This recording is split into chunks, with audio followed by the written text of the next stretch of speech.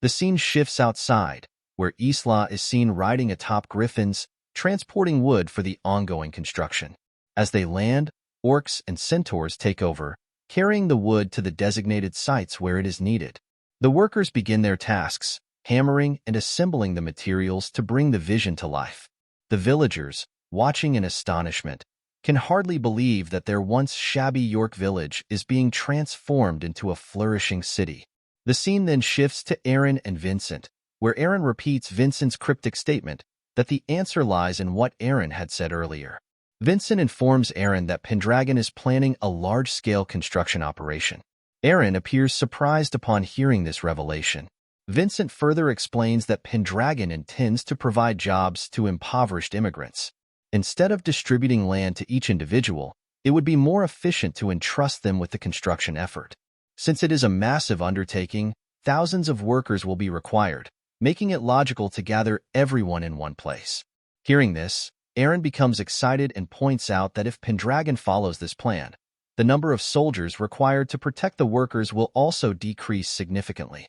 Vincent continues, explaining that due to the large-scale nature of the project, people will attract more people, ultimately leading to the formation of a city of freedom.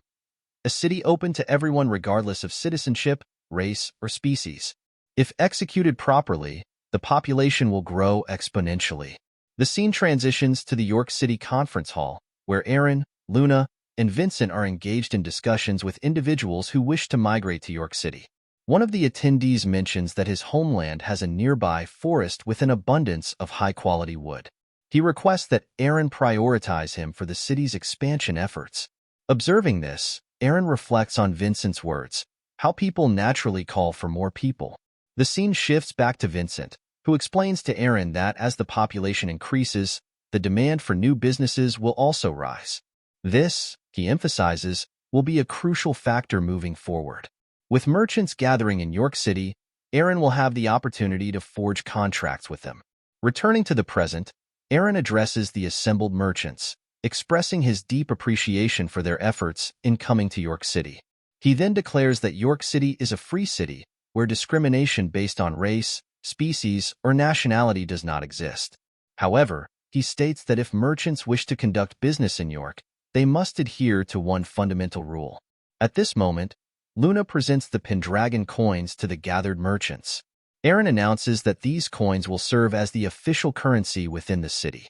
A wave of shock spreads among the merchants.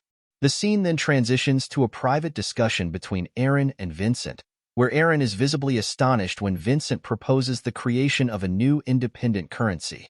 Vincent acknowledges that the Empire will not welcome this move. However, he argues that if Pendragon acts now, it is entirely feasible. Vincent elaborates, stating that due to Eren's involvement in the battle at Luz, he has earned the gratitude of Imperial Prince Ian. Additionally, Eren successfully apprehended the mastermind behind the assassination attempt on the first prince in Sisek, none other than the Sea Dragon King. Given the impending conflict with the Oranges household, Pendragon's strength is indispensable to the Empire. Eren, momentarily speechless, absorbs this information. Vincent further explains that given these circumstances, the Empire has no choice but to comply with Pendragon's decisions. If Pendragon ensures that this currency is exchangeable with the Empire's currency, its influence will grow even further. To achieve his ambitions within the Empire, Eren will need greater strength. Eren acknowledges the validity of Vincent's argument but raises a concern. No matter how many mines exist within the territory, they will not be sufficient to mint all the necessary gold coins. Hearing this, Vincent bursts into laughter. He reassures Eren that there is no need to worry about that. The scene shifts outside, where merchants are examining the Pendragon coins, wondering if it is truly safe to use them.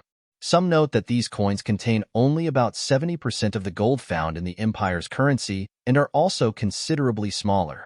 They speculate that once construction is completed, such a low-quality currency will inevitably disappear. At that moment, an elderly man steps forward, confidently stating that the currency that will disappear is, in fact, the Empire's, not Pendragon's. The merchants are taken aback upon recognizing the man, Toast Giovanni, the president of the Empire's fourth-largest merchant group. Toast Giovanni explains that because Pendragon's currency is smaller and easier to carry, Its practicality outweighs its gold content. Despite containing less gold than the Empire's coins, the two currencies hold the same nominal value. This means that while they are worth the same amount, one is significantly more convenient to use. He then poses a question to the merchants. Given the choice, which currency would they keep and which would they spend? The merchants are left in stunned silence. The scene shifts back to Vincent, who remarks on an old saying in the business world. A rabbit that moves in the market is better than an elephant that sleeps in a vault. He explains that the value of currency is determined by its circulation. If Pendragon successfully positions the Empire's currency as an asset rather than an everyday medium of exchange, it will eventually become akin to gold nuggets, valuable but stagnant. Meanwhile, Pendragon coins will dominate the market, driving economic activity. Luna then interjects, summarizing Vincent's point. So essentially, the lower quality currency will drive out the higher quality one. Vincent nods in agreement, adding that the same concept could theoretically apply even with paper currency. Intrigued, Eren questions whether this is truly possible. Vincent admits that it remains a hypothesis but suggests that in the distant future, long after they are gone, people may find actual proof of this principle. Hearing this, Eren feels a surge of excitement and motivation. Despite his prior knowledge of the future, he is impressed by Vincent's foresight. He marvels at how Vincent is able to predict events so far ahead. Acknowledging that Vincent is indeed a formidable strategist, the scene shifts outside, where Toast Giovanni stands silently, staring at a Pendragon coin in his hand. He contemplates the mastermind behind the creation of this currency. Whoever devised this plan must be an exceptionally capable individual. Smiling to himself, Toast muses that Eren Pendragon has managed to tame the elusive and cunning Vincent Ron. With a glint of anticipation in his eyes, Toast predicts that within just half a year, York City will transform into something truly remarkable, a beacon of freedom, prosperity, and unprecedented economic growth. Just as the gray dusk settled, Vincent Ron's plan unfolded, and immigrants rapidly flooded York. Luna took charge of handling the incoming merchants. The scene shifts to the palace, where Luna presents reports to Vincent and Eren about the new businesses that arrived in York that day. After reviewing the reports, Eren remarks that everything is proceeding as expected. Vincent agrees, but further points out that Luna has an exceptional ability to discern merchants' business visions and true intentions. He praises her talent in this area, making Luna happy. Vincent then adds that with the exponential increase in businesses coming to York, he and Eren alone would not have been able to manage everything without Luna's assistance. Luna expresses her gratitude for the acknowledgement. As she leaves the room, Vincent tells Eren that Luna is truly an exceptional girl. Eren smiles and agrees. The scene shifts to the construction site, where workers collaborate on various tasks. Crudel hurls a wooden log toward the workers, and Eren, who is also working among them, barely manages to catch it. Annoyed, he scolds Crudel, warning that throwing so recklessly could cause injury. Crudel shrugs and explains that for orcs, such a throw is considered light. Nearby, Isla watches in surprise, noting Eren's active involvement in the construction. Meanwhile, Luna and Vincent sit on a bench observing the progress.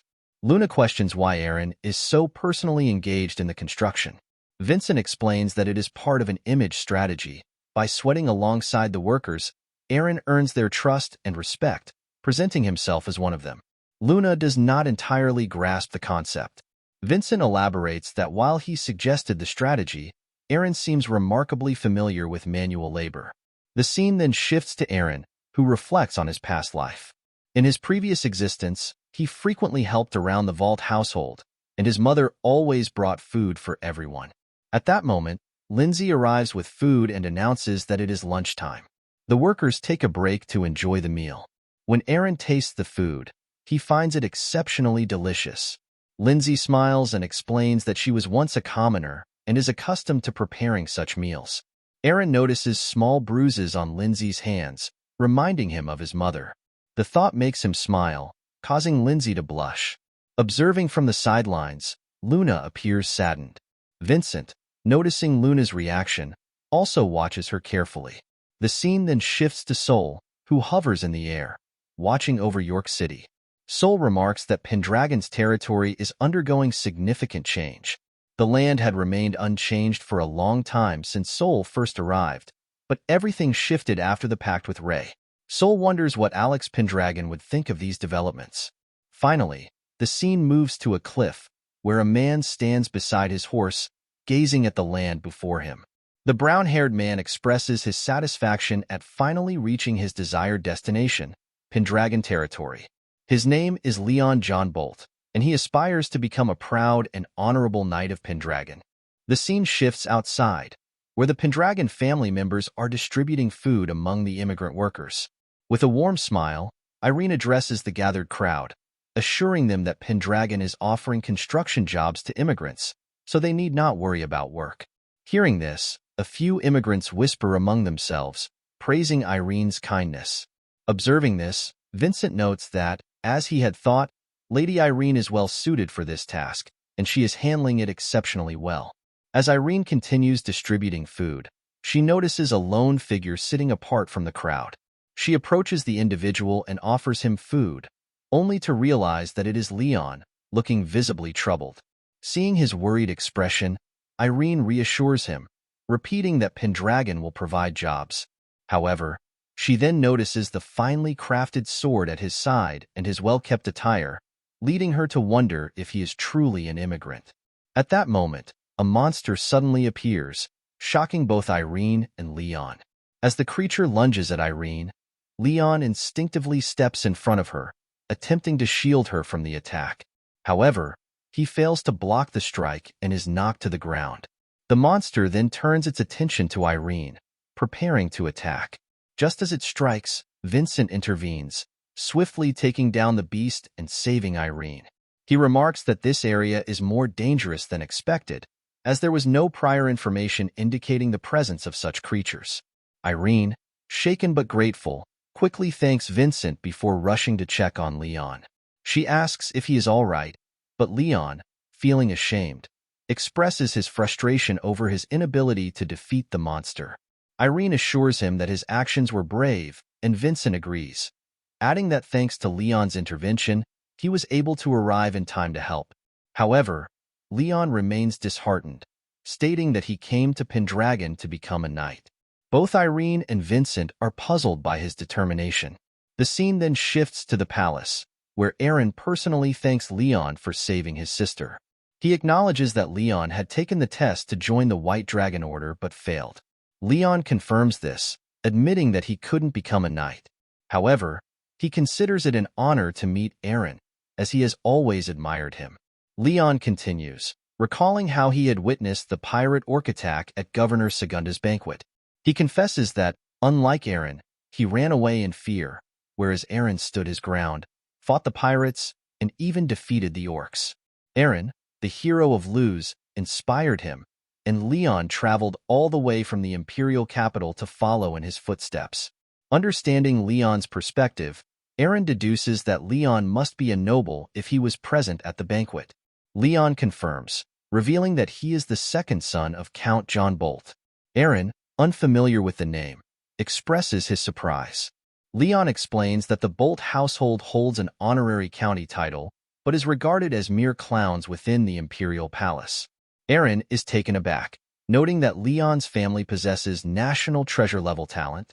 Smiling, Leon explains that his family has taken pride in their path for generations, but the nobles of the imperial court mock them, treating them as little more than a laughingstock. Unable to endure their scorn, Leon is determined to restore his household's honor by becoming a knight. Eren reflects on the heavy discrimination within the empire, recognizing Leon as one of its many victims.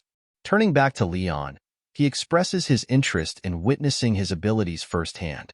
Encouraged, Leon prepares himself and begins showcasing his acrobatic talents.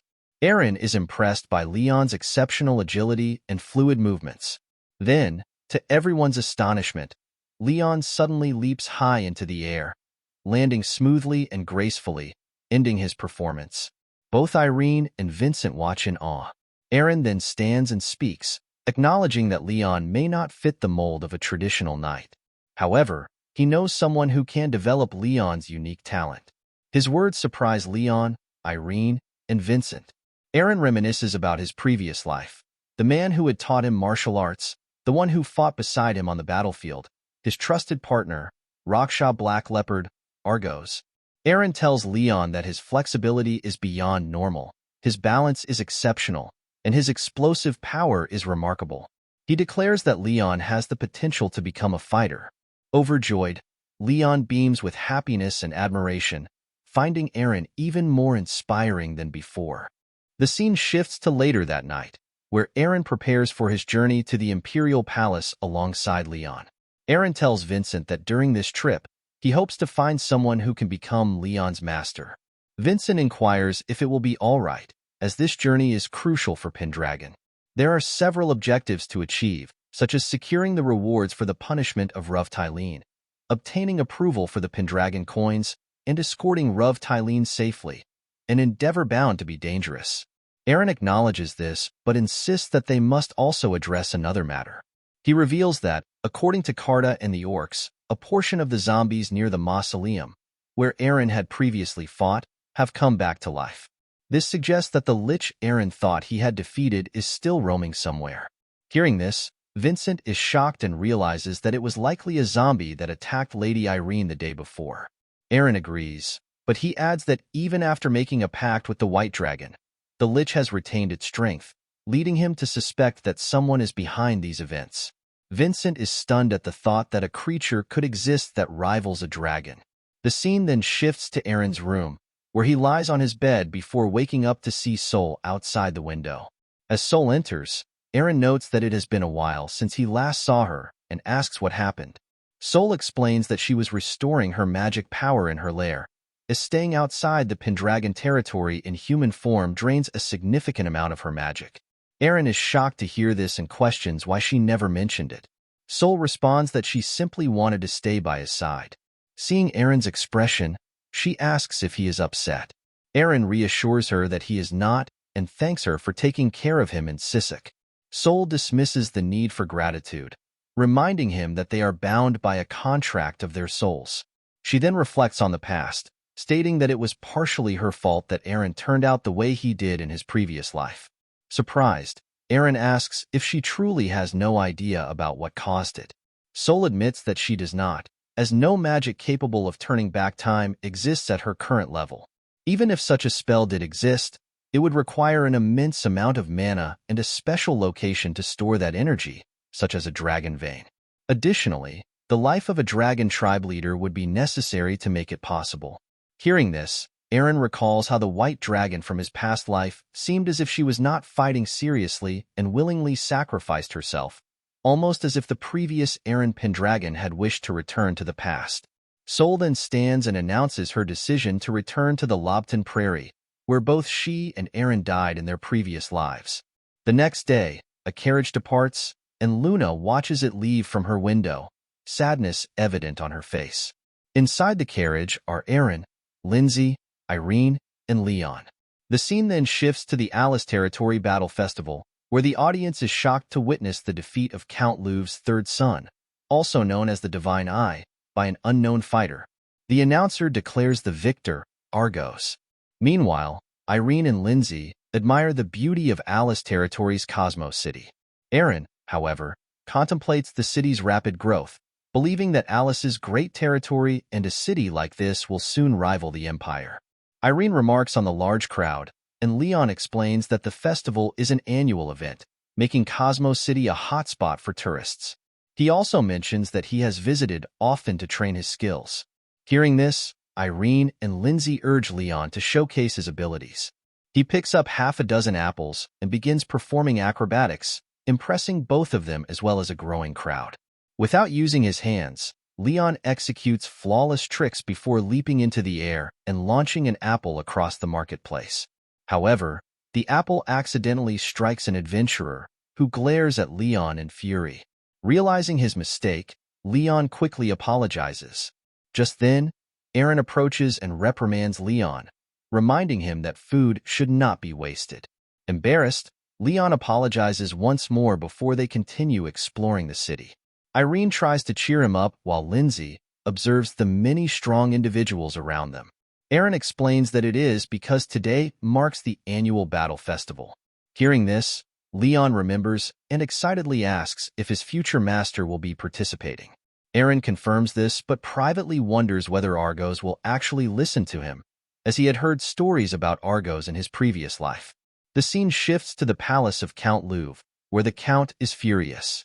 For generations, the Louvre household has been known for producing remarkable warriors, and Eder, who has undergone rigorous training since birth and is renowned as the divine eye across multiple nations, has now suffered a humiliating defeat against an unarmed old man. Enraged, Count Louvre demands to know if Eder feels any shame. Eder quickly apologizes. Frustrated, the Count declares that if that old man wins the festival, it will bring disgrace upon the Louvre household and the Cosmos Knight unit. At that moment, Count Louvre's eldest son, Morgan, steps forward. He confidently asserts that he is the strongest knight in history and will reclaim their honor. The scene then shifts back to the arena, where Argos has just defeated another opponent. Meanwhile, on the opposite side of the ring, Morgan also emerges victorious. With both fighters advancing, they are now set to face each other in the finals. The scene shifts to Dawson Barony Palace, where a few knights enter Lord Dawson's chambers. One of the knights asks what Lord Dawson thinks about the fighter Argos and suggests hiring him as a guard for the Dawson household. The knights continue praising Argos, emphasizing his impressive skills. However, Lord Dawson interrupts, ordering them to stop. Despite this, one knight persists, speculating that Argos might even have the ability to defeat Morgan. Angered, Lord Dawson commands the knights to leave his room. As they exit, they wonder about their master's unusual behavior. Despite being a knight himself, Lord Dawson neither spectates tournaments nor engages in training. It is as if he has abandoned his noble duties, and the knights struggle to understand how he earned his title in the first place. Once alone, Lord Dawson appears devastated, staring endlessly at a picture of his daughter. The scene then shifts to an inn where Eren and his companions stand outside. Leon confirms that this is where his master is staying. In his past life, Eren respected Argos as a great teacher, so he believes that this must be Argos's inn. At that moment, Leon notices defeated knights lying on the ground and wonders what happened. One of the knights explains that they came to recruit Argos, but he refused to listen. After witnessing Argos's feats in the festival, both knights and nobles sought to scout him, but all were defeated by Argos. Hearing this, Lindsay and Irene become anxious. Even Leon appears unsettled as he turns to Eren, asking if everything will be all right. Eren reassures him, stating that there must be circumstances behind Argos's actions. For now, Eren instructs Leon to leave things to him. With that, Eren approaches Argos's room and knocks on the door, requesting a conversation. Argos opens it and warns Eren to leave unless he wants a black eye. Unfazed, Eren remains standing. He then mentions that he knows about the incident involving Jor and Raja. At the mention of these names, Argos's expression darkens with fury. Without hesitation, he swings at Eren. Barely managing to dodge, Eren realizes just how fast Argos is. Wasting no time, Argos launches a kick, but as Eren raises his arm to block, Argos skillfully manipulates his movement and strikes again with his left leg. Eren evades the attack just in time. Smiling to himself, he marvels at the technique he once admired so much. He anticipates that Argos will now use his third move, Kickaxe. As expected, Argos executes the technique, but Eren swiftly dodges and counters with a punch to Argos's face. Surprised that Eren managed to land a strike, Argos quickly regains his composure. Eren follows up with a kick, but Argos blocks it with his arm. However, Eren mimics Argos's own technique to shift his opponent's arm aside before delivering another kick. Argos barely manages to evade it and quickly steps back. Shocked, he questions whether Eren is copying his techniques and how he knows them. Eren remains silent, offering only a knowing smile. Argos demands to know Eren's true identity and how he knows about his daughters. He accuses Eren of being an ally of the despicable Morgan Louvre. However, Eren calmly explains that he has come to change Argos's fate. He urges Argos to listen to him, stating that they must work together to take down Morgan Louvre. The scene then shifts to a different location, where Morgan himself is seen standing over two unconscious women. Filled with arrogance, he remarks that women are naturally drawn to him, and thanks to his status as a noble, any rumors surrounding his actions are easily silenced. With the Count's authority covering up his crimes, he believes that the world is in his hands. Smirking, he declares that in 2 days, the old mercenary who dared to defy the Louvre household will also be eliminated by his hand. Back in Argos's room, the conversation between him and Eren continues. Argos scoffs at Eren's claims, questioning why he should believe anything he says when they are complete strangers. Eren responds that he has only come to save Argos. At this, Argos lets out a bitter laugh. "Save me? That's nice to hear," he says. "But will it bring my daughters back?" Anger flickers in his eyes as he speaks of the nobles who believe they are above the law. They commit the most heinous acts, yet the world does nothing to punish them. As his rage intensifies, his aura begins to exude an overwhelming force. Gritting his teeth, Argos declares that if the world refuses to enact justice, then he will. Eren tells Argos that what he is saying is true, but if he continues to seek revenge in this way, then Argos won't be able to punish Morgan. Instead, he will be branded as a criminal and sent to the demon unit. If that happens, Argos will be forced to drink muddied water and crawl on countless battlefields, fighting in endless, meaningless wars. In the end, he will have nothing left to hope for but death. Hearing this, Argos remains silent. After a moment, he speaks, noting that from the way Eren is talking, it sounds as if he has already seen the future. Argos then comments on Eren's backhand counter earlier, pointing out that his timing and reaction speed were flawless. He asks again if Eren knows his techniques and, once more, demands to know Eren's identity. Eren replies that he cannot reveal that information, but assures Argos that he is not lying. He emphasizes that this is his greatest sincerity towards Argos and asks him to trust him. Argos falls silent, deep in thought. After a moment, he tells Eren to speak and explain what he means. The scene shifts to the next day at the arena, where the crowd is cheering as Argos and Morgan face each other. The announcer declares that Alice's strongest knight, Morgan Louvre, will be fighting the tournament's dark horse, Argos, an unknown contender with a clean record. The Knights of Lord Dawson are surprised at the intensity of the crowd's cheers, and even their master, Lord Dawson himself, has come to watch. In the audience, Eren and his companions observe the match. Seeing Argos, Leon asks if this is the same Argos they know, as he appears unusually calm. Lindsay then asks Eren if he was able to speak with Argos properly. Eren nods and adds that he has also laid some groundwork. The trio is confused, but Eren simply tells Leon to pay close attention to the match. Meanwhile, Count Louvre is seated in the arena, watching the match. He notes that the audience is cheering for Argos, unaware that Eder and Morgan's skills are on a completely different level. He confidently states that Morgan will soon demonstrate the vast difference between nobles and peasants. Back in the arena, Morgan confronts Argos, remarking that Argos had defeated his younger brother quite brutally the previous day. Argos remains silent. Morgan then releases his aura and declares that Argos will die today. His aura begins to spread around him, shocking Leon, Lindsay, and Irene. Eren thinks to himself that aura is something possessed only by a select few.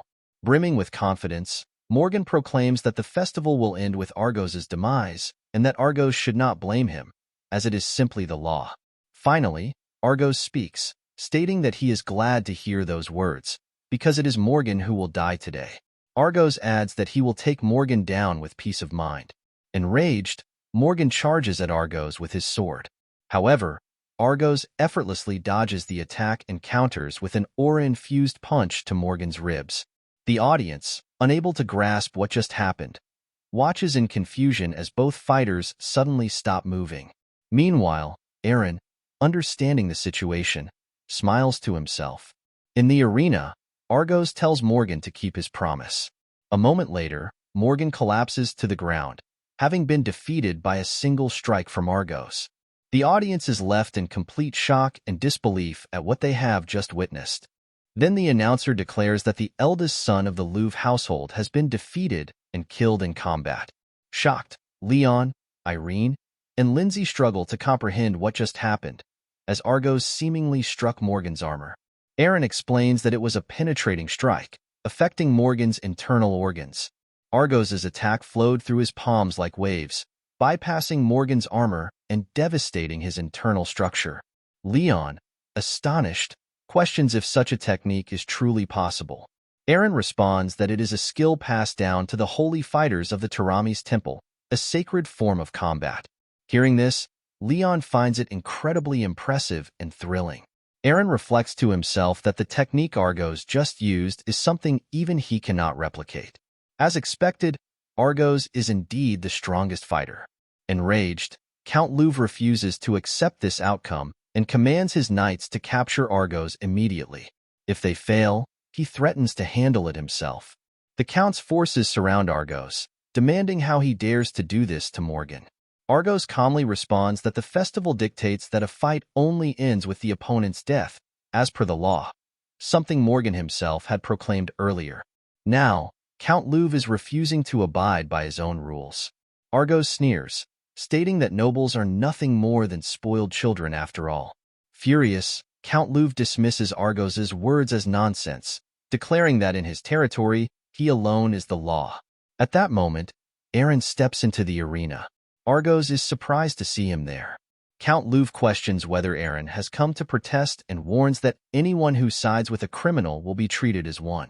He challenges Eren, asking if he truly wishes to make himself an enemy.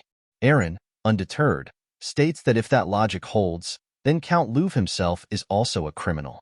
Shocked, Count Louv demands an explanation. Eren accuses him of ignoring his son's wicked deeds, bending his own laws, and punishing those who have acted righteously. He declares that such a man is unfit to govern this territory. Furious, Count Louv scoffs at Eren's accusations, demanding to know what nonsense he is spouting. At that moment, Eren releases his white dragon aura. A wave of fear spreads through the audience, and Count Louv is left speechless at the overwhelming presence before him. The spectators gasp in astonishment, unable to believe what they are witnessing. Eren then reveals his true identity. He is the contractor of the White Dragon, Eren Pendragon. The crowd erupts in disbelief. They struggle to comprehend that Eren Pendragon, one of the 5 great dukes of the Empire, is standing before them. Even Argos is stunned. Meanwhile, Count Louv dismisses Eren's status, stating that he is merely borrowing the dragon's power to intimidate him. Infuriated, he challenges Eren to bring his entire army, vowing that Alice remains one of the most formidable forces in the Empire.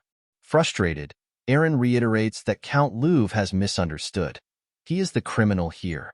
He then withdraws his dragon aura and turns to the audience, commanding them to listen carefully. Eren reveals that the reason Argos went to such extreme lengths was because Morgan Louv had victimized countless women. He brands Morgan as the worst kind of criminal. The audience gasps in horror at this revelation.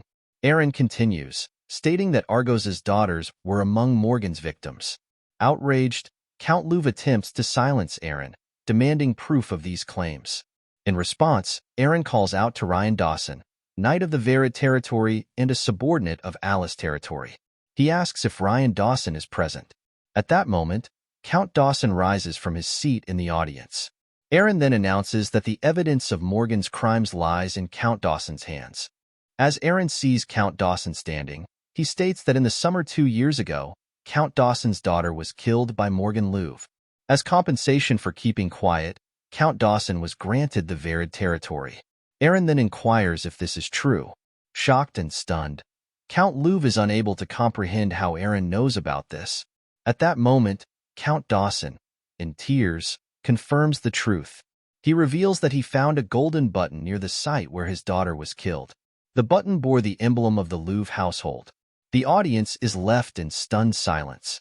Count Dawson further explains that he was determined to confront the Count at the castle, but when he arrived, he was captured by Morgan Louv.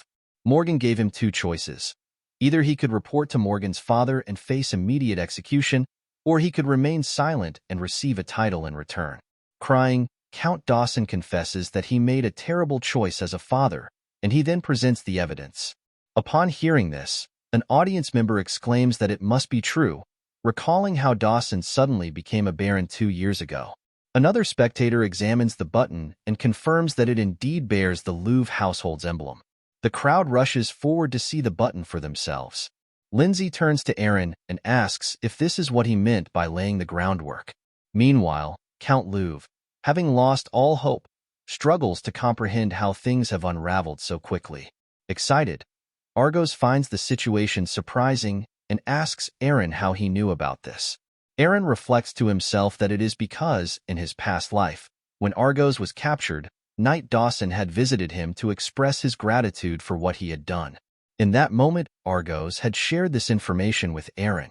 Eren then approaches Count Louvre and declares that everything is settled. Frustrated, Count Louvre refuses to accept this outcome and insists that he cannot forgive Argos. He argues that Argos has committed countless crimes, including treason against the Empire, and that he has taken the life of a noble. He insists that the value of a commoner and a noble are fundamentally different. Enraged, Count Louvre releases his aura and lunges at Eren. However, Eren swiftly dodges the attack and remarks that he now has no choice but to fight against the Empire. He asserts that there is no place in this world for rulers who do not respect their people, including Count Louvre. With that, Eren unleashes his white dragon aura and, with a single strike, takes down Count Louvre.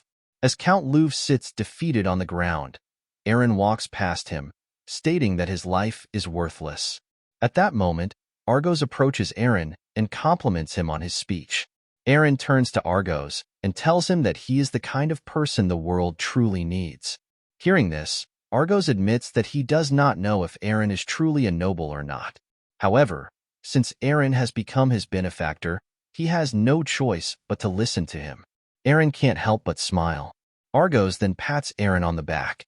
At that moment, Irene, Lindsay, and Leon enter the arena. Seeing Eren and Argos together, Irene remarks that both of them seem to be in a good mood. Lindsay agrees, noting that it feels as though they have been old and reliable comrades for a long time. Leon, meanwhile, finds the entire situation incredibly cool. Then, Argos points to Leon and asks Eren if this young man is going to be his disciple. The scene shifts outside, where Argos is driving the carriage while Leon runs beside it. Argos glances at Leon, noticing his exhaustion. At that moment, Argos advises Leon not to lose his breath, warning that exhausting his strength too soon in a real fight could mean death. He further explains that proper breathing is the foundation of the art of fighting. Enthusiastically, Leon responds with a determined yes. However, Argos corrects him, saying the proper response is yes, sir. Leon immediately shouts, yes, sir. Inside the carriage, Irene remarks that Argos's training methods are excessively harsh. Lindsay, concerned, wonders if Leon will be all right. Eren reassures them, stating that Argos's skills as a teacher are unparalleled and that Leon has the talent to match him. Back outside, Leon's feet slip, causing him to fall to the ground. Argos sternly tells him that losing focus on a battlefield also means death. He further informs Leon that upon reaching the Imperial capital, he will be sparring against real opponents.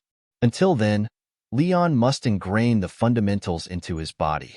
According to Lord Eren's instructions, Argos has 3 months to train Leon to his limits. Crying, Leon shouts, yes, sir. Eren, observing from the carriage, thinks to himself that this training is too harsh. The scene then shifts to Pendragon territory, where Luna is shocked to learn that Eren was involved in the demise of Count Louvre's legitimate son, Morgan Louvre. Vincent confirms this and adds that Eren also vouched for and protected the one responsible for Morgan's death. Initially surprised, Vincent explains that, after learning more, he discovered that Morgan had abused his authority and killed young women. Morgan Louvre was a true villain, and the perpetrator was a family member of one of his victims. In this case, justice was on their side. Despite this, Luna remains worried. Vincent, however, points out that Eren's actions have provided an opportunity for forces hostile to the Pendragons to act. He then contemplates to himself that his instincts were correct, protecting Eren from the rabble of the world and strengthening him to become the one true king is his duty. It is Vincent's mission to save the people of the Empire and fulfill his long-cherished ambition. The scene shifts to the training grounds, where Pendragon's new soldiers train with griffins under Isla's supervision. Vincent arrives and commends Isla for doing a splendid job. He states that griffin riders represent the future, and with training progressing as it is, only the best knights will be able to match them. The fact that so many griffins are being trained at once indicates that they are receiving proper instruction. Vincent praises Isla, calling him an exceptional leader, but Isla, as usual, remains silent. Vincent then inquires if Isla can accomplish that task. Isla simply responds, "No problem." Hearing this, Vincent smiles, acknowledging that Isla is truly dependable. He informs him that he will be in charge of the transportation strategy, as his strength is indispensable for its success. However, Isla remains silent, making Vincent wonder whether he still holds a grudge from the time they crossed swords, or if he is simply reserved. As Vincent continues to observe him, Isla remains quiet, gently petting a griffin beside him. Breaking the silence, Isla suddenly asks Vincent if he knows where Sol has gone. Vincent explains that, like Lord Eren, Sol leaves the duchy whenever important matters arise that require her attention. The scene shifts to Sol, who is soaring in her dragon form. She finally reaches the place Eren instructed her to find.